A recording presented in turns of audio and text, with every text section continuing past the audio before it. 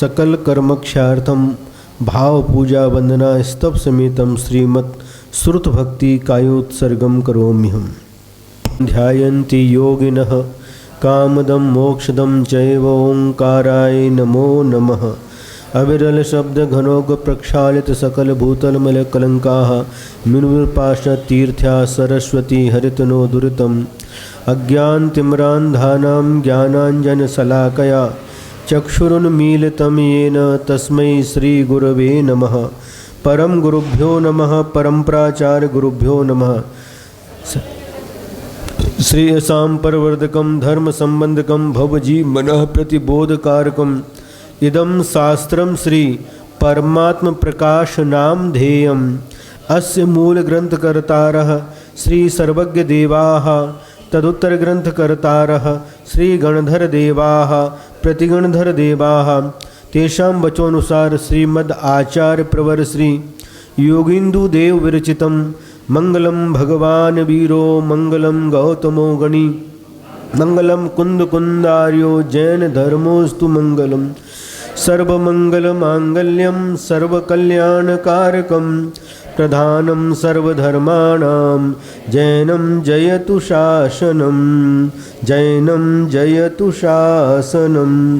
कोटिशतं द्वादश्चैव कोट्यो लक्षाण्यशीतितृतिकानि चैव पञ्चाशदष्टौ च सहस्रसङ्ख्या मेतच्छ्रुतं पञ्चपदं नमामि। अरिहंत भासी अत्थम गणहर देवेहिं गंधियं सम्मं प्रणमामि भक्तियुक्तो सुदनानमहो वयं शिरसा। इच्छामि बन्ते सुदभक्ति काउशगोगौतसालुचिं अंगो अंगो पैण्य पावडय पर्यमी सुत पणमाण योग पुब्बगय चूलिया चेव सुत थई थुई धम्म काह्यम सनिच कालम अंचेमी पूजेमी वंदामी नमंसामी दुख खो कम खो बोहेलाओ सुगई गमनम समाहि मरणम जिन गुण संपत्ति हो मध्यम। अथ पौराणिक स्वाध्याय वेलायां पूर्वाचार्यानुक्रमेण सकल कर्मक्षार्थम भाव पूजा वंदना स्तव समेतम श्रीमदाचार्य भक्ति कायोत्सर्गम करोम्यहम्। ऋतुजलधि पारगेभ्यः स्वपरमत विभावना पटुमतेभ्यः सुचरित तपोनिधिभ्यो नमो गुरुभ्यो गुणगुरुभ्यः।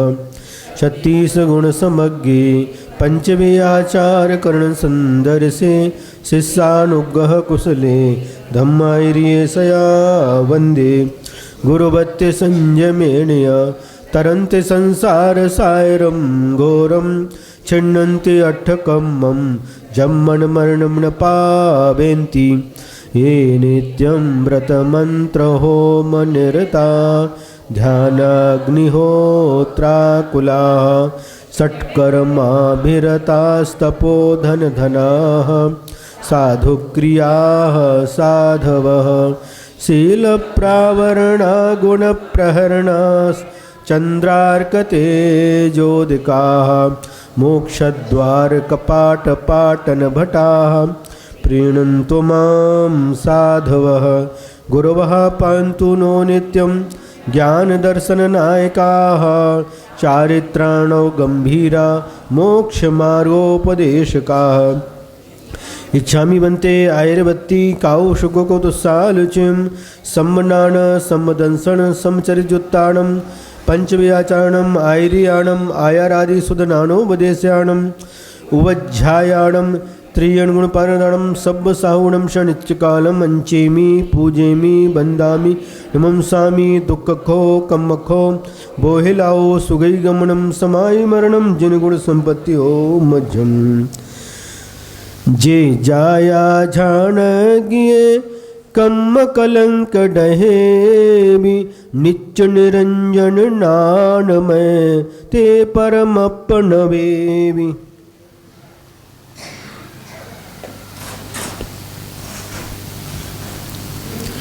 कल इन 3 दोहा सूत्रों के माध्यम से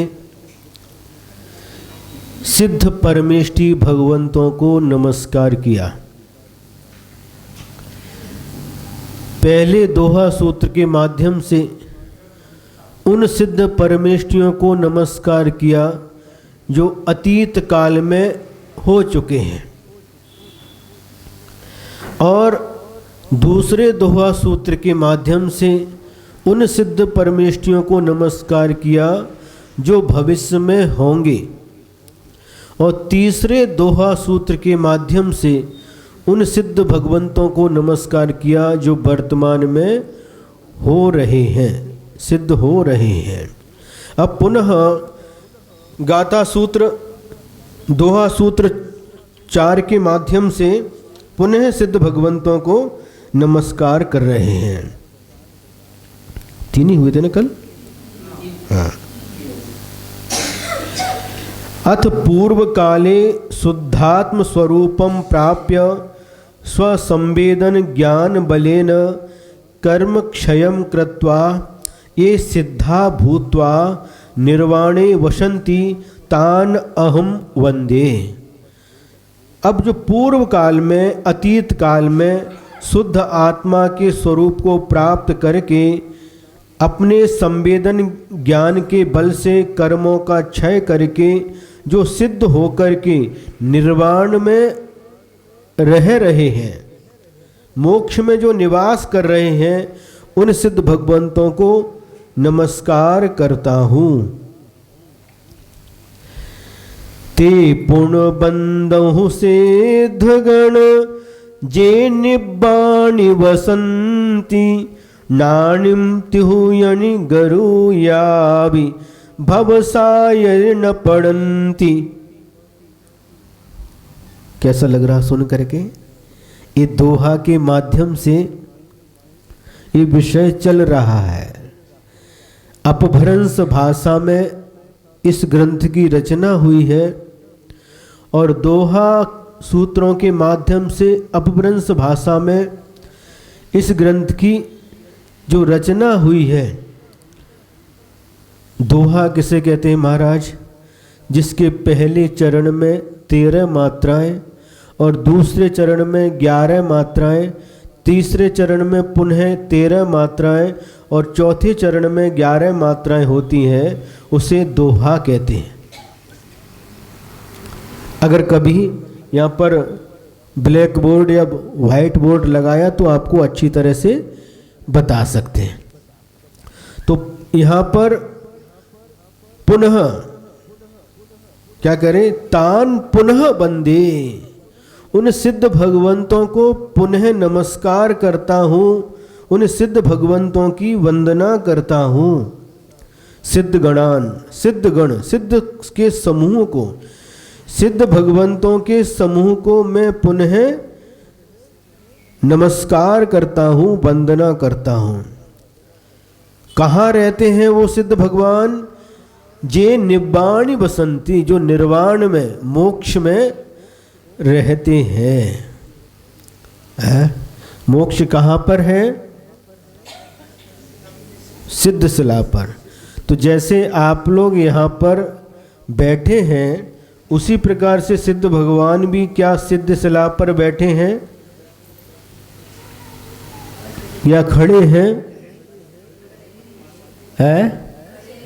खड़े हैं। बैठ भी सकते हैं। वहाँ तो शरीर तो है ही नहीं, शरीर से रहित है। जो अरिहंत भगवान यहाँ से 2.5 द्वीप से, जहाँ से पद्मासन से निर्वाण को प्राप्त किया है, वो पद्मासन के आकार में उनके आत्मा के प्रदेश वहाँ पर स्थित हैं। और जिन अरिहंत भगवान ने खड़े होकर के खड्गासन से तपस्या करके निर्वाण को प्राप्त किया है, उनके आत्मा के प्रदेश वहाँ पर उसी आकार में स्थित हैं, खड्गासन के आकार में स्थित हैं। हमने प्रश्न पूछा कि जिस प्रकार से आप लोग यहाँ पर बैठे हैं, उसी प्रकार से क्या सिद्ध भगवान सिद्ध शिला के ऊपर बैठे हैं? जैसे आप लोग बैठे ना, कोई जमीन पर बैठे हैं, कोई कुर्सी पर बैठे हैं। हमारे यहाँ तो कुर्सी तो होगी नहीं, तो सिद्ध शिला पर नहीं है, फिर कहाँ पर है? हाँ, ये सही उत्तर दिया। क्या नाम है आपका? राजेंद्र कुमार छावड़ा, अच्छा नांदेड़ से आए हैं। जो हमारे गुरु महाराज के गुरु महाराज थे आचार्य श्री ज्ञान सागर महाराज जी, वो भी पहले छावड़ा थे। उनका नाम था भूरा मल छावड़ा, खंडेलवाल समाज के थे, छावड़ा उनका गोत्र था। तो बहुत अच्छा उत्तर दिया आपने कि सिद्ध भगवान सिद्ध शिला के ऊपर बैठे नहीं हैं, फिर कहां पर है? सिद्ध शिला के ऊपर, जहां 3 बात बलय होते हैं, वह अंतिम बात बलय को उनके सिर के स्थान पर जो आत्मा के प्रदेश होते हैं, वो सबके सिर वहां पर टच हुए हैं। अपन यहाँ पर बैठते हैं तो कोई ऊपर से नीचे ऊपर हाइट दिखाई देती है, जिसकी हाइट कम है वो उनका सिर नीचे रहता है, जिनकी हाइट ज़्यादा है उनका ऊपर रहता है। लेकिन वहाँ पर सिद्ध भगवान के जो आत्मा के प्रदेश हैं, वहाँ पर अंतिम बात वाले में सिर सबके समान है, लेकिन नीचे से कम ज़्यादा होते हैं। वह शरीर नहीं है, किंतु आत्मा के प्रदेश इस प्रकार से स्थित रहते हैं। शिला से भी ऊपर जो 45 लाख योजन की सिद्ध शिला है, उसके भी ऊपर अंतिम बात बलय, और उस अंतिम बात बलय के बाद में अलोकाकाश प्रारंभ हो जाता है। क्या कहा? अलोकाकाश प्रारंभ हो जाता है। सिद्ध भगवान जब यहाँ पर जो अरिहंत भगवान शरीर को छोड़ते हैं, और एक समय में, एक समय किसे कहते हैं? अरे बाजे अभी से बजने लगे।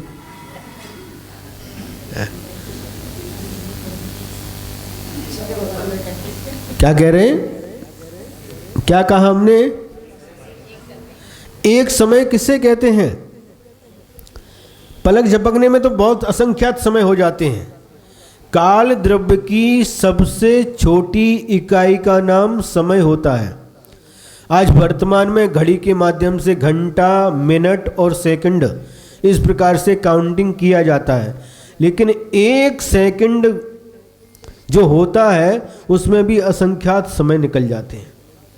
तो एक समय में यहाँ से शरीर छूटा, आयु कर्म समाप्त हुआ, और लोक के अग्रभाग पर जाकर के वह सिद्ध भगवान स्थित हो जाते हैं।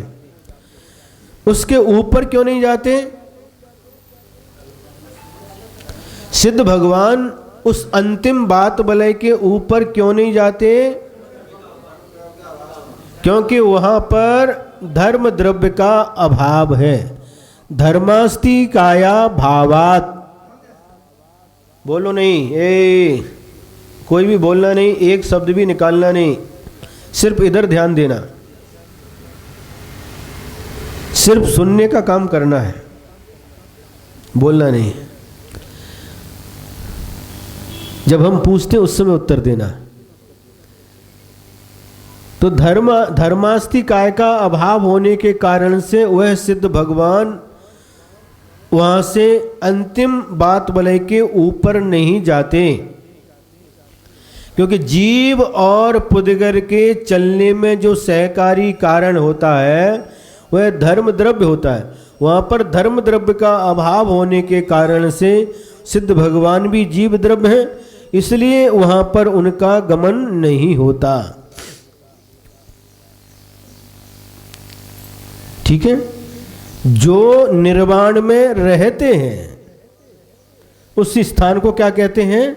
जहाँ पर सिद्ध भगवान विराजमान है, उस स्थान का नाम निर्वाण है अथवा मोक्ष सिद्धालय। आलय शब्द जिसके साथ जोड़ देते हैं उसके रहने का स्थान। जैसे जिनालय, जिनेंद्र भगवान जहाँ पर विराजमान है उसे जिनालय कहते हैं। जिनके साथ आलय जोड़ दो तो जिनालय बन जाता है। ग्रंथ धन आलय, ग्रंथालय, जहाँ पर ग्रंथ रहते उसे ग्रंथालय बोलते हैं। पुस्तकालय और वाचनालय और विद्यालय, जहाँ पर विद्या प्राप्त होती है उसको विद्यालय बोलते हैं। और देखो उन्होंने बता दिया भोजनालय, वही हम सोच रहे थे कौन बोलता है। भोजनालय, जहाँ पर भोजन होता है उसका नाम भोजनालय। इस प्रकार से आय शब्द जोड़ने से उसके आगे जो शब्द जुड़ा हुआ है उसी अर्थ में उसका अर्थ निकलता है। अब आगे कहते हैं वह कैसे हैं सिद्ध भगवान, क्या हमेशा उसी सिद्धालय में ही रहते हैं कि कभी नीचे भी आते हैं? तो कहते हैं नानिम तिहुयन गरुया, जो ज्ञान के माध्यम से तिहुयनी यानी त्रिभुवने 3 लोक में गुरु या गुरु का यानी भारी है।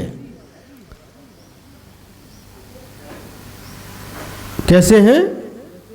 भारी है। उठना बैठना नहीं, क्या करें आप लोग? क्लास प्रारंभ होने के बाद में कोई कुछ नहीं करना, इनका काम है। बाद में क्यों आते आप लोग? आपको टाइम पता है, टाइम से आइए। इससे आपको भी डिस्टर्ब, लोगों को भी डिस्टर्ब होता है, हमको भी डिस्टर्ब होता है। जो टाइम दिया गया है उसी टाइम से आइए। जब कभी भी आ गए, जब कभी भी जा रहे, ऐसा नहीं करना। जो स्वाध्याय का जो नियम होता है, मंगलाचरण के पहले आकर के बैठना चाहिए। बिना मंगलाचरण के सुनेंगे तो क्या मतलब है? और आकर के इधर आकर के बैठना, जो बाद में आए पीछे तो उधर पीछे ही बैठना, आगे सबको डिस्टर्ब नहीं करना। इससे अंतराय कर्म का बंद होता है, ज्ञान अंतराय कर्म का बंद। सबसे अच्छा यदि आप जिनवाणी की विनय करना जानते हैं, गुरु की विनय करना जानते हैं, तो आप समय से पहले आकर के बैठिए, तो उसका फल मिलेगा आपको। अब आप आ गए, आपको लाने के लिए, कुर्सी लेने के लिए वो उठ करके गई, फिर ये सब डिस्टर्ब हो जाता सबको। आज हमने बोल दिया, दोबारा बोलने की आवश्यकता नहीं पड़ना चाहिए।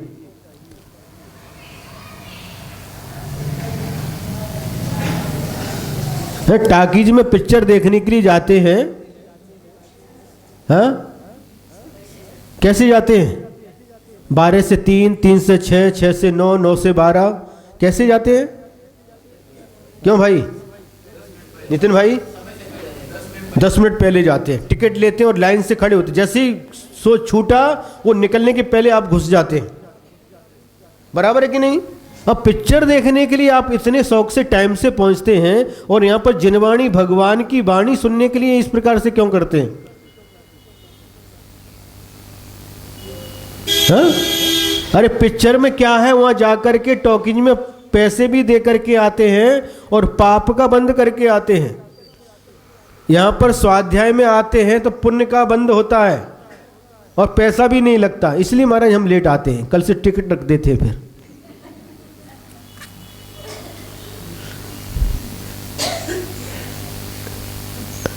महाराज जोर से क्यों बोल रहे हैं? जोर से इसलिए बोल रहे हैं ताकि दोबारा आप गलती ना करें। समझ में आ रहा है? क्योंकि सबका ध्यान बट जाता है, इधर से जो आया उसकी तरफ ध्यान। एक आ गई, एक नीली साड़ी वाली, देखो।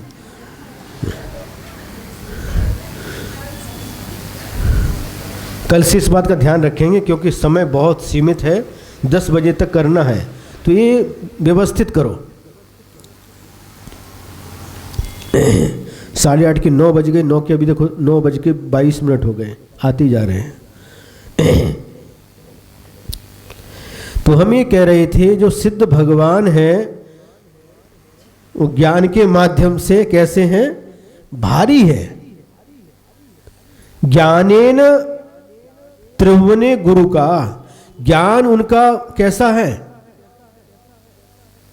भारी है। ज्ञान के माध्यम से वो सिद्ध भगवान भारी है, वजनदार है।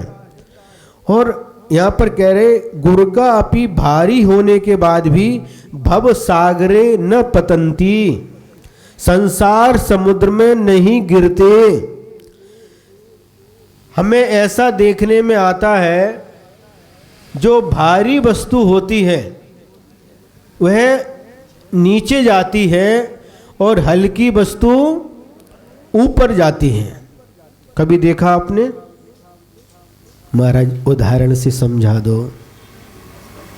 ठीक है, सुनिए। जो तराजू रहता है, तराजू बोलते ना, तराजू के अंदर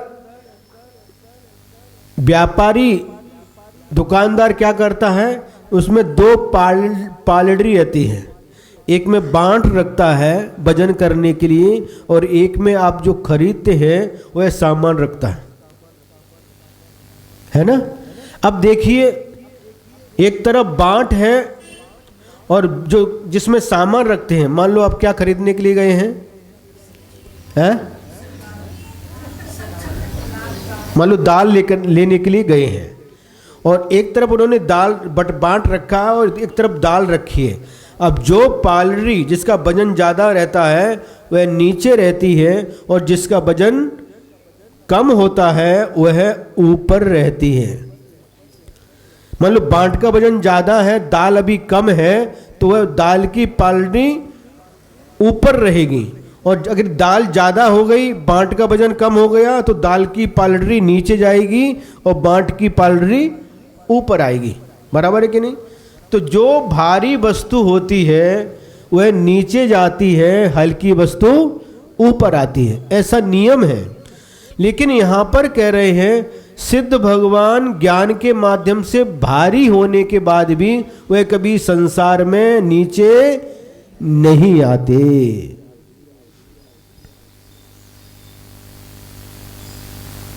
क्यों दादी जी, समझ में आ रहा है? हाँ, रुई का भी उदाहरण देते हैं। बिल्कुल, जो मतलब उदाहरण मतलब हल्की वस्तु ऊपर रहती है, भारी वस्तु नीचे आती है, ये नियम है। अब देखिए, एक गुरुजी ने दोहा लिखा है, जब कभी आप नितिन भाई आप ही ऐसा करेंगे तो कैसे काम चलेगा? समझदार व्यक्ति ऐसा नहीं करना चाहिए। बीच में कोई भी मोबाइल उठाना नहीं, कॉल करना नहीं, एरोप्लेन पर रख देना। हम क्या कह रहे थे? अब देखिए, आप गए किसी तालाब में गए, है ना, या नदी में गए। कोपरगांव में नदी है गोदावरी, और जिस समय उस गोदावरी नदी के पास उस पुल पर गए और वहां से एक छोटा सा कंकड़ छोड़ दिया,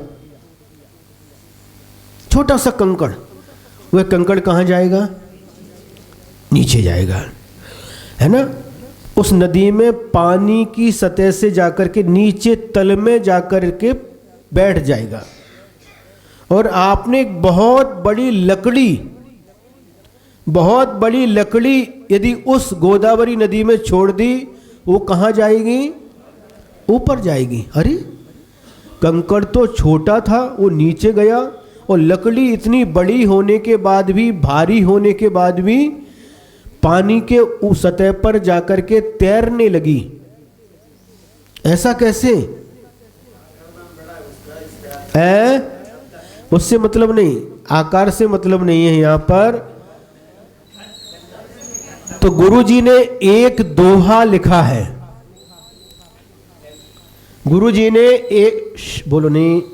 एक दोहा लिखा है, लघु कंकड़ भी डूबता तेरे काष्ठ स्थूल, यह मत पूछो तर्क से स्वभाव होता दूर। ये गुरुजी का दोहा है। इस दोहे के माध्यम से गुरुदेव ने यही बात स्पष्ट की है। लघु कंकड़ भी डूबता, छोटा सा कंकड़ भी यदि उस नदी में छोड़ो तो डूब जाता है, नीचे चला जाता है। और तेरे काष्ठ स्थूल, काष्ठ माने लकड़ी स्थूल बड़ी भी लकड़ी है, पूरा का पूरा पेड़ भी है, तो भी उस नदी में तैरता रहता है, डूबता नहीं है। और इतना ही नहीं, उस लकड़ी का, उस काष्ठ का जो सहारा ले लेता है, वह भी डूबने से बच जाता है। आप लोगों को याद होगा श्रीपाल चरित्र की वह घटना, जिस समय जहाज से वह जा रहे हैं और श्रीपाल, कुछ ऐसी घटना घटती है, समुद्र में तूफान उठ जाता है और उसको देखने के लिए कौन करता है, जो धवल सेठ था, वह मैना सुंदरी या सुर सुंदरी के ऊपर आकर्षित हो गया था। और उसने क्या किया, जिस समय वह देखने के लिए रस्सी से ऊपर चढ़े, कौन, श्रीपाल, उसी समय धवल सेठ ने उस रस्सी को कटवा दिया और श्रीपाल उस समुद्र में गिर गए। और उसी समय एक, क्या बोलती है उसको, लकड़ी का फड़ी, हाँ, उटका क्या बोलते, वो उसमें मिल गया उनको, उसको पकड़ लिया तो वह भी समुद्र से पार हो गए। लकड़ी स्वयं भी समुद्र में या नदी में डूबती नहीं है, तैरती है, और जो उसका सहारा ले लेता है वह भी तैर करके पार हो जाता है। जब कभी आप लोग नदी से एक किनारे से दूसरे किनारा जाना चाहते हैं, उस समय नाविक को बुलाते हैं और उसकी नाव में बैठ करके आप लोग पार कर लेते हैं नदी को। वह नाव किसकी रहती है, लकड़ी की, है ना।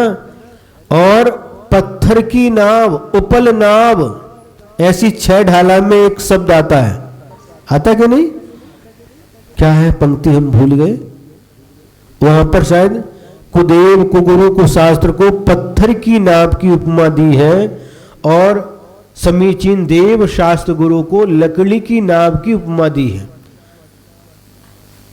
जो सच्चे गुरु होते हैं नाव के समान, लकड़ी की नाव के समान होते हैं, वह स्वयं भी संसार समुद्र को पार कर लेते हैं और जो उस नाव में सवार हो जाता है उसको भी संसार समुद्र से पार करा देते हैं, जो सदगुरु होते हैं।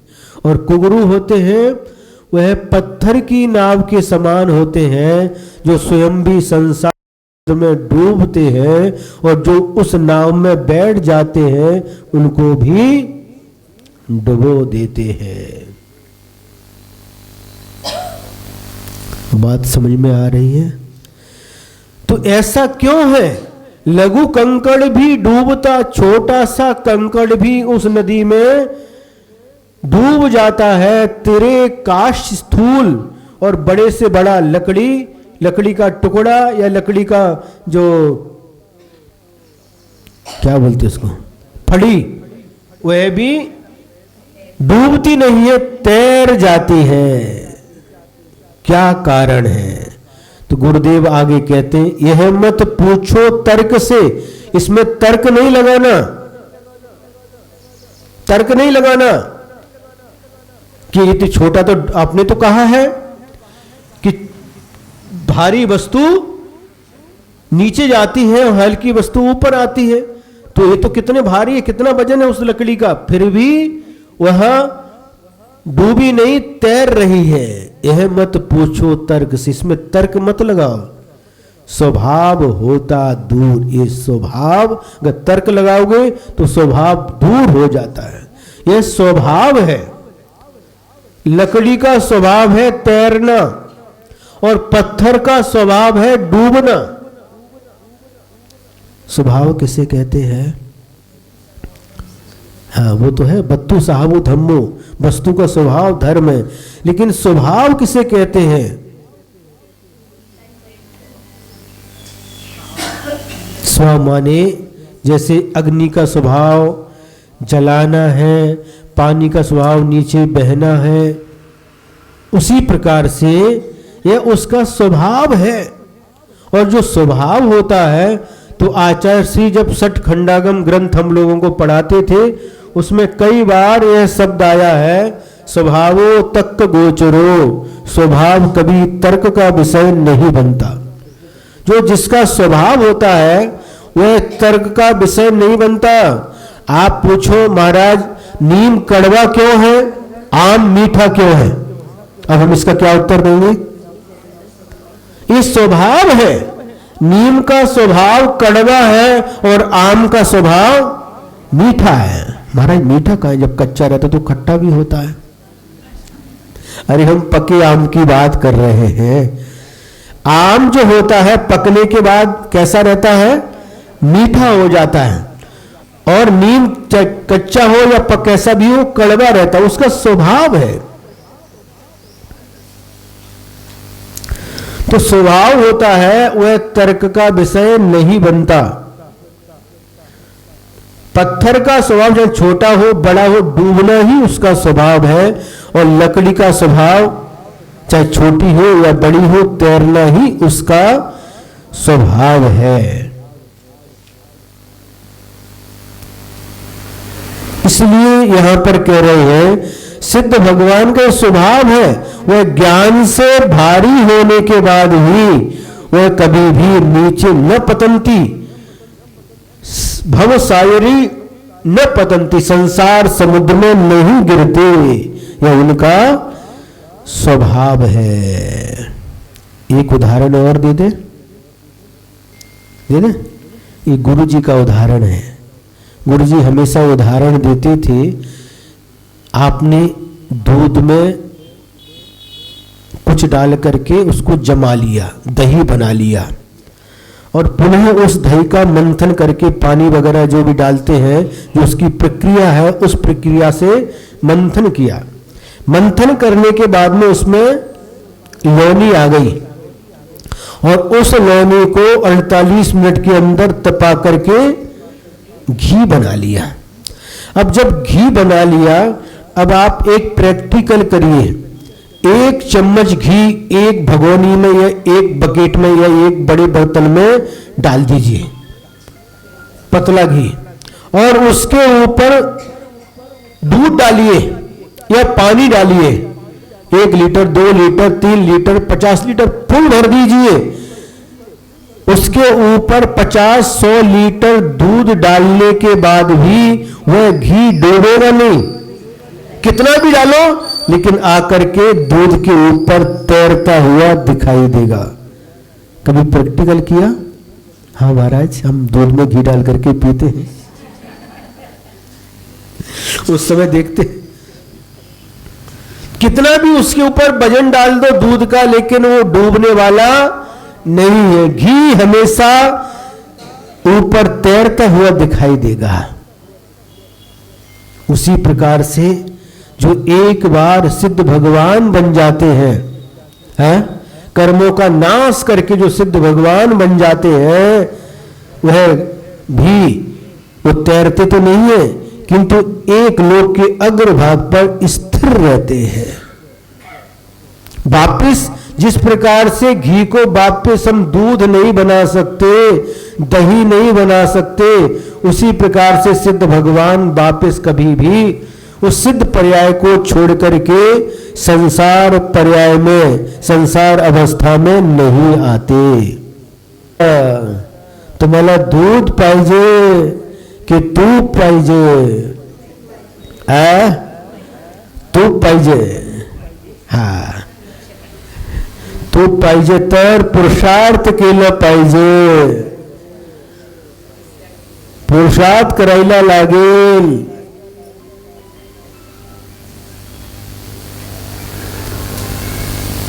जब पुरुषार्थ करेंगे तो हम दूध में से जिस प्रकार पुरुषार्थ किया, उसी विधि से हमने मंथन करके घी तैयार कर लिया, उसी प्रकार से हमें अपनी आत्मा को सिद्ध बनाना है। तो जो तीर्थंकर भगवंतों ने जो मार्ग बताया है और जो विधि बताई है, उसी विधि से हम चलेंगे तो हमारी आत्मा भी सिद्ध भगवान बन जाएगी और यहाँ से बैठे हैं, यहाँ बैठना नहीं पड़ेगा, लोक के अग्रभाग पर जाकर के विराजमान हो जाएंगे।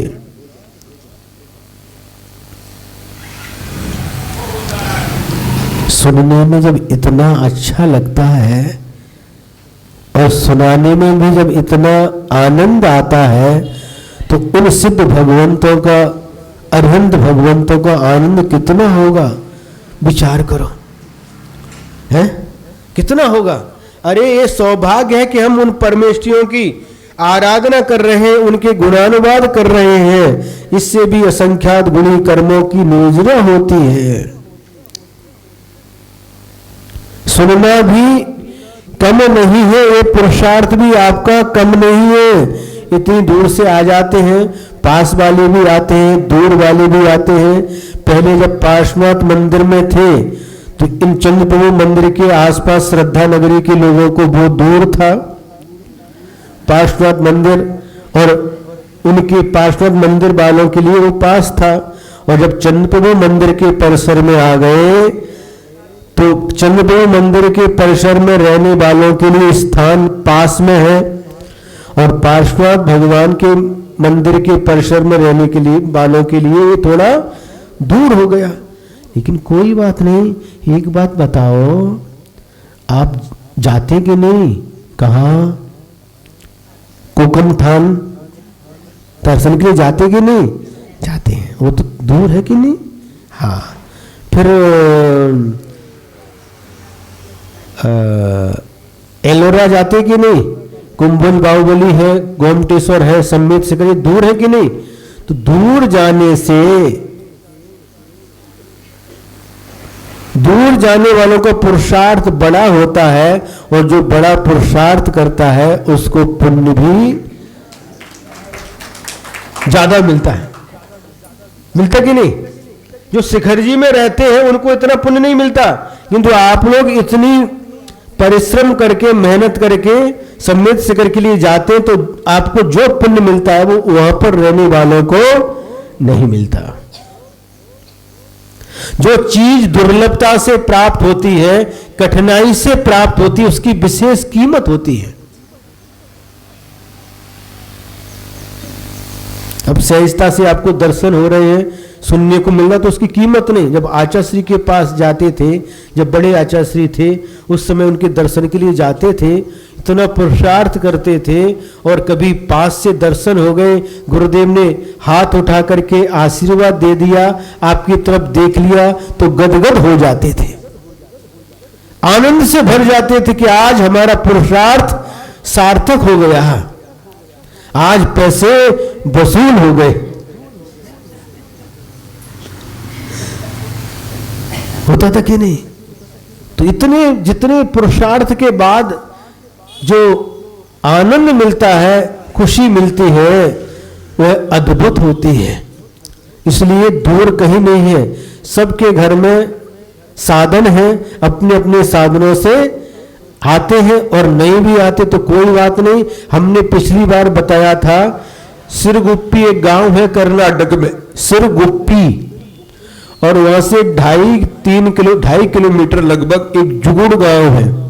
तो जब सिरगुप्पी में हम क्लास लेते थे तो 2.5 किलोमीटर चल करके 15-20 महिलाएं आती थी, पैदल चल करके आती थी और पैदल चल करके जाती थी, लेकिन प्रतिदिन आती थी, और आपके जैसे नहीं आती थी।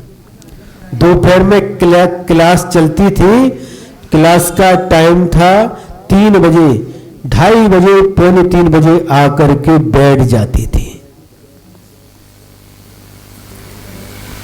क्यों? पापड़ीवाल अर्चना जी, समझ में आ रहा? इतनी दूर से चल करके भी आकर के पहले आकर के बैठ जाती थी, और प्रतिदिन विदाउट गैप।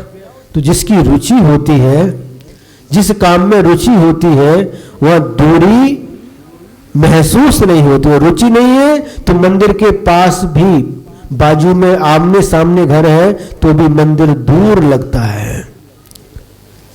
जब मंदिर या गुरु दूर लगे तो समझना नरक पास है। ध्यान से सुनना, जब मंदिर और गुरु दूर लगे तो समझना नरक पास है, और जब गुरु दूर रहते हुए भी गुरु और प्रभु पास लगे तो समझना स्वर्ग पास है।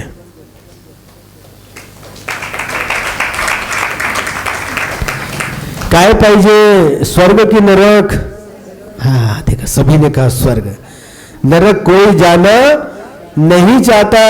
जब किसी व्यक्ति का मरण हो जाता है, मरने के बाद जब पत्रिका बांटते तो उसके आगे स्वर्गीय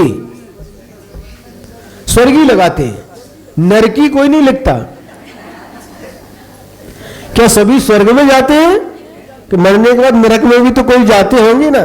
पाप करने वाला व्यक्ति भी मर जाए, जीवन भर धर्म कभी किया नहीं, उसके आगे भी स्वर्गीय, भले ही नरक में गया लेकिन फिर भी स्वर्गीय लगाते। ये हमारी संस्कृति है, हमारी परंपरा है। और महाराष्ट्र में हमने देखा कई लिखते, कई,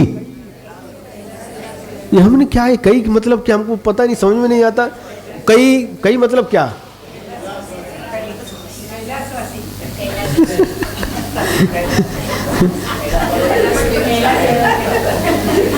ये कई मतलब क्या, हमको पता नहीं। फिर बाद में पूछा मतलब कई क्यों लिखते हैं, कई मतलब क्या होता है? तो किसी ने बताया महाराज जो मर जाता है उसके नाम के आगे कई लिखते हैं। कई का मतलब क्या है? कैलाशवासी, मैंने कैलाश पर चला गया हो। मरने के बाद में कैलाश पर चला गया। अपने जैन समझ में कई लिखते हैं क्या? जैन समझ में कई लिखते क्या? स्वर्गीय लिखते हैं। तो ये परंपरा है, कहां गया पता नहीं, ना आपको पता ना हमको पता। वो तो गया, जन्म ले लिया, लेकिन फिर भी उसके नाम के आगे कई, कैलाशवासी, कैलाश पर चला गया।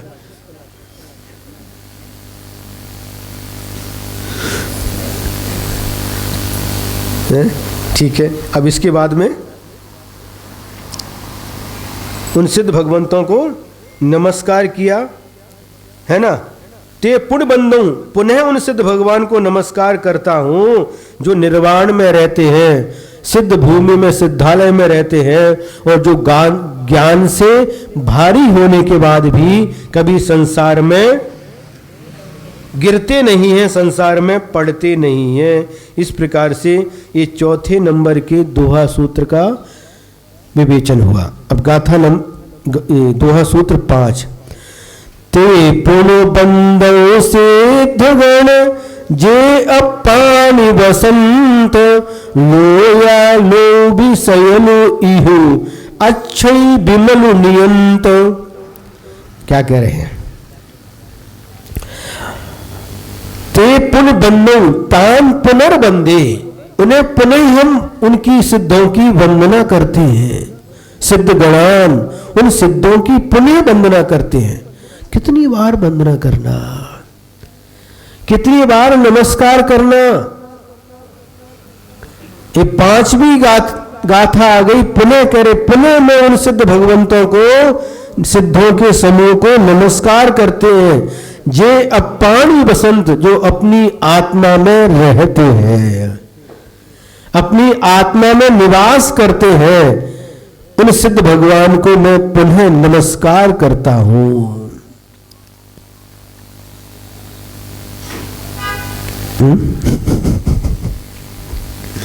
महाराज क्यों हंस रहे हैं? कुछ याद आ गया इसलिए हंस रहे हैं। महाराज हमें भी सुना दो तो हम भी थोड़ा हंस लेते।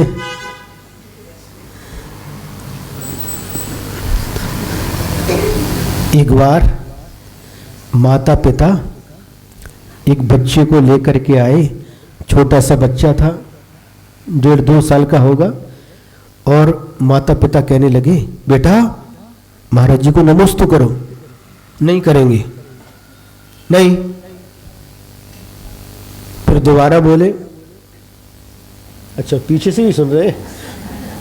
फिर दोबारा बोले क्या बेटा महाराज जी को नमस्ते करो। नहीं।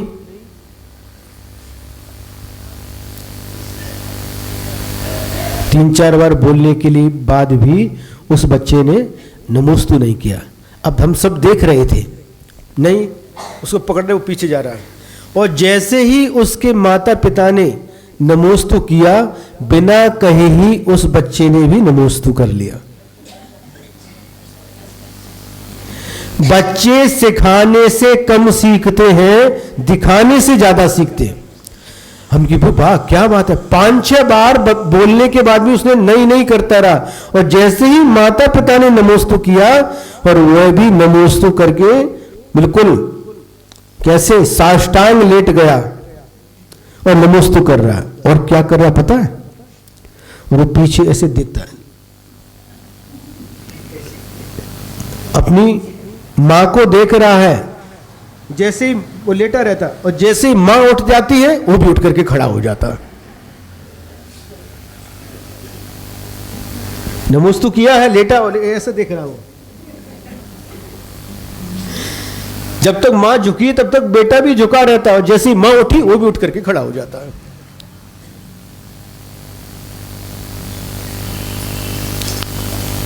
फिर इसके बाद में कई बच्चे ऐसे भी आ जाते हैं, उनसे कहो नमस्तु करो तो कर लेते हैं, दोबारा बोले करो नमस्ते, कर तो लिया, केला की कर तो लिया, अब कितनी बार करना, कर लिया और कर लो, नहीं नहीं करते, एक बार कर लिया ना। यहां पर कह रहे हैं, आप लोगों के मन में भी आता एक बार कर लिया, बड़े बच्चे भी एक बार कर लिया ना, क्यों? यहां पर कह रहे पुनः पुनः बंदो, उन सिद्धों को मैं पुनः नमस्कार करता हूं। 5वीं गाथा आ गई, पुनः उन सिद्ध भगवान को नमस्कार करता हूं। कितनी बार नमस्कार करना चाहिए? जितनी बार करो उतना कम है, जितनी बार करो उतना कम है, बार बार करो। इन सिद्ध परमात्मा को, अरिहंत परमात्मा को, पंच परमेष्ठियों को बार बार नमोस्तु करो। जितनी बार नमोस्तु करोगे उतनी ही कर्मों की निर्जरा होगी।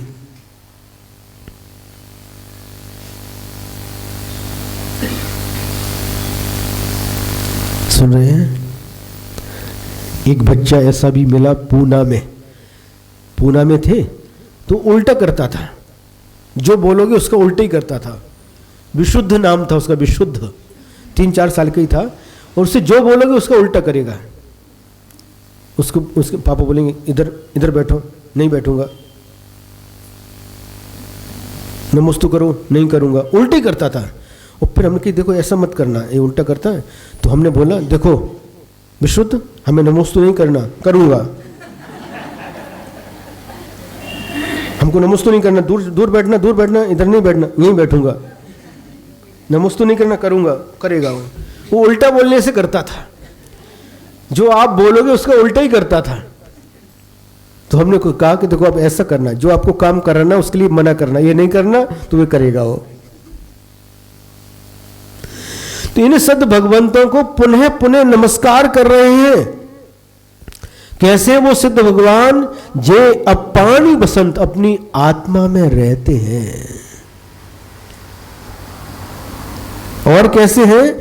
लोया लोयवी सयल इहु अच्छई विमल नियंत, और समस्त सकल सयलु माने समस्त लोकालोक को भी पश्यंता, देखते हुए रहते हैं।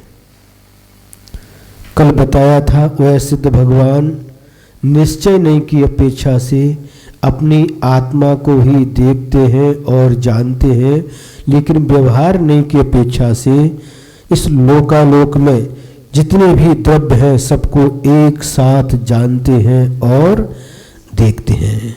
यह सर्वाणि चराचराणि विधिवद द्रव्याणि तेषां गुणान् पर्यायानपि भूति भावि भवतः सर्वान् सदा सर्वदा जानाति। एक साथ जानते हैं। प्रतिक्षणा सर्वज्ञ इति उच्यन्ति, उनको सर्वज्ञ कहते हैं। सभी द्रव्य सर्वाणी द्रव्याणी, और उनकी सभी उनके गुण, उनकी पर्याय, इन द्रव्य गुण पर्यायों को एक साथ युगपद जानते हैं और देखते हैं, उन्हें सर्वज्ञ कहते हैं। भगवान व्यवहारने की अपेक्षा से इस समस्त लोकाकाश में जो कुछ भी है सब कुछ जानते और देखते हैं, लेकिन निश्चय नहीं की अपेक्षा से मात्र अपनी आत्मा को ही जानते हैं और देखते हैं। अब कह रहे हैं कि उनको नमस्कार किस लिए करना? तान पुनः अहम वंदे सिद्ध गणान सिद्ध समूह वंदे। पुनः उन सिद्धों के समूह को मैं नमस्कार करता हूं, वंदना करता हूं। क्यों करते हो?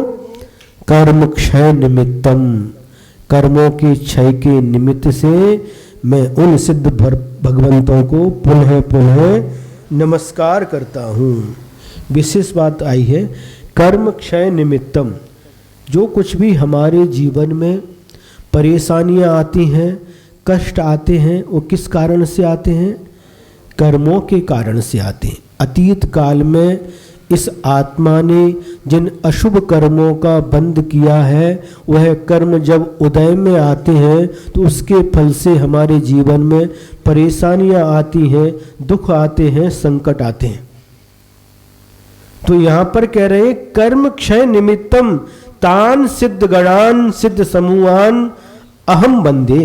उन कर्मों के क्षय के निमित्त से मैं उन सिद्ध भगवान को, सिद्धों के समूह को नमस्कार करता हूँ। जब कभी भी हमारे जीवन में इस प्रकार की दुविधाएं आती हैं, विपरीतताएं आती हैं, कष्ट संकट आते हैं, उस समय हमें गाफिल नहीं होना चाहिए, हमें भटकना नहीं चाहिए। क्या करना चाहिए? इन सिद्ध भगवंतों की आराधना करना चाहिए। श्रीपाल चरित्र में आप लोगों ने पढ़ा होगा, सुना होगा, जो मैना सुंदरी थी और उनके जो पति थे राजा श्रीपाल, कैसे थे? वह कामदेव थे। कामदेव किसे कहते हैं महाराज? जिनका शरीर सर्वांग सुंदर होता है, स्मार्ट, उनके जैसा कोई दूसरा नहीं होता, इतने सुंदर होते हैं। लेकिन पूर्व पाप कर्म के उदय से जो मुनिराज को उन्होंने कोड़ी कहा था, उस पाप के फल से इस जीवन में वो कोड़ी बने। श्रीपाल, कोटि भट्ट श्रीपाल ऐसा कहते हैं। करोड़ों भट्टों का जिनके पास बल था, इतने शक्तिशाली थे, कामदेव थे, फिर भी कोड़ी हो गए। कर्मों का फल देखिए, कर्म किसी को छोड़ता नहीं। फिर एक मुनिराज ने उपाय बताया, सिद्धों के समूह की आराधना करो, सिद्ध चक्र महामंडल विधान करो। और मैना सुंदरी ने वही किया। 8 दिन तक निरंतर सिद्ध परमात्माओं की आराधना की। परिणाम क्या निकला? गंधोदक आदि लगाया, परिणाम क्या निकला? श्रीपाल का कुष्ठ रोग समाप्त हो गया। जो पाप कर्म था वह नष्ट हो गया। पाप कर्म के उदय से जो कुछ भी परेशानी आती, घबराना नहीं, इधर उधर जाना नहीं, इकड़े तिकड़े जाइचे नहीं। परेशानी आती, घबरा जाती है, इधर चलो उधर, सोमवार को वहां जाना, मंगलवार को वहां जाना, शनिवार को वहां, शुक्रवार को वहां। खाए डोका फिरला का है, डोका फिरला का है। अरे सोमवार, मंगलवार, शनिवार, शुक्रवार कुछ नहीं, कभी कोई सा भी वार हो, एकमात्र बीतराग प्रभु की आराधना है, एकमात्र पंच परमेष्टि की आराधना, सिद्ध परमात्माओं की आराधना।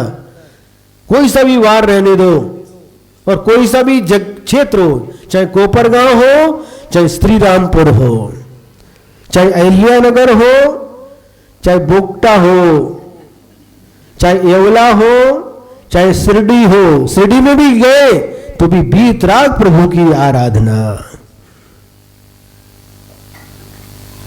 चाहे औरंगाबाद हो चाहे संभाजी नगर हो, महाराज दोनों एक ही है। इस बिल्कुल सही बात है। चाहे वैजापुर हो, चाहे पाचोर हो, चाहे जलगांव हो, चाहे कोपरगांव हो, चाहे नासिक हो, चाहे मसरूर, कुछ भी हो, कहीं भी रहो, लेकिन एकमात्र बीतराग प्रभु की आराधना करना सीखो। बस तुम्हारे कष्ट नियम से दूर होंगे। आप पढ़ते हो विघ्नौगाः प्रलयम्यान्ति शाकिनी भूतपन्नगाः विषम निर्विस्ताम याति स्तूय माने जिनेश्वरे। जिनेश्वर जिनेन्द्र भगवान की भक्ति की आराधना करने से विघ्नौगाः प्रलयम्यान्ति, विघ्नो और उसके साथ ओघ शब्द जोड़ा है। ओघ मतलब क्या? समूह। विघ्नों का समूह एक साथ आ जाए तो भी वह दूर हो जाएगा। प्रलयम्यान्ति, प्रलय को प्राप्त हो जाएगा। कैसे? जिनेश्वरान, जिनेश्वर बीतराग प्रभु की आराधना करने से। शाकिनी भूतपन्नगाः, महाराज कई लोग आते हमको भूत लग गया है। डाकिनी सागनी भूत पिशाच, हमको भूत लगा महाराज, भूत उतार दो पीछे लगा दो हमारा भूत उतर जाए। अरे पीछे लगाने से भूत नहीं उतरेगा। जो पंच परमेष्ठी की आराधना करता है उसे कभी भूत पिशाच परेशान नहीं कर सकते। और यदि आ भी गए तो आप लमो अर्हंताड़म, लमो सिद्धाणम, लमो ऐरियाणम, लमो उवज्झायाणम, लमो लोये सब साउणम बोलना चालू करो। 9 बार नहीं बोल पाओगे, भूत आपको छोड़ करके भाग जाएगा। अरे ये तो बीतराग जिनेन्द्र प्रभु का भक्त है, यहां पर मेरा कोई बस चलने वाला नहीं है। विश्वास रखो। विश्वास नहीं, सुनते हैं लेकिन विश्वास नहीं होता। और जिसको विश्वास हो जाता है वह बीतराग भगवान के चरणों को ऐसा पकड़ लेता है। कैसे पकड़ लेता है? कभी छोड़ता नहीं। कुछ भी हो जाए, दुखों का संकटों का पहाड़ भी टूट के गिर पड़े तो भी बीतराग प्रभु को छोड़ता नहीं। लक्ष्य ताला की नहीं, हमारा सुनाती तो समझ में तो आ जाता है, लेकिन जब कष्ट आते हैं, दुख आते हैं तो पता नहीं क्या हो जाता है, क्या हो जाता है। अभी आपका श्रद्धान पक्का नहीं। अच्छा घड़ी दिखा रहे थे क्या? अच्छा हमको मोबाइल ऐसे करें क्या समझ में नहीं आया। अभी ध्यान गया, टाइम आपका हो गया है। जितना ऐसा विषय है वो पूरा ही नहीं हो पाता, कोई बात नहीं, ठीक है, समय आपका हो गया है।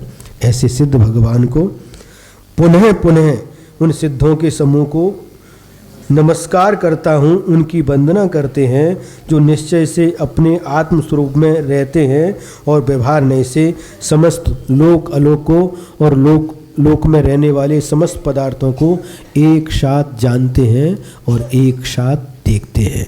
जय बोलो अनंतानंत सिद्ध परमेष्ठी भगवान की। यदर्थ मात्रा पदवाक्यहीनं मया प्रमादाद्यद् किंचनोक्तं तन्मे क्षमित्वा विदधातु देवी सरस्वती केवलबोधलब्धिं। बोधि समाधि परिणाम शुद्धि स्वात्मोपलब्धि शिव सौख्य सिद्धि। चिंतामणिं चिंतित वस्तु दाने त्वं वन्द्यमानस्य ममास्तु देवी, त्वं वन्द्यमानस्य ममास्तु देवी। द्वादशांग जिनवाणी माता की। परम पूज्य आचार्य उप गुरुवर श्री विद्यासागर जी महाराज की।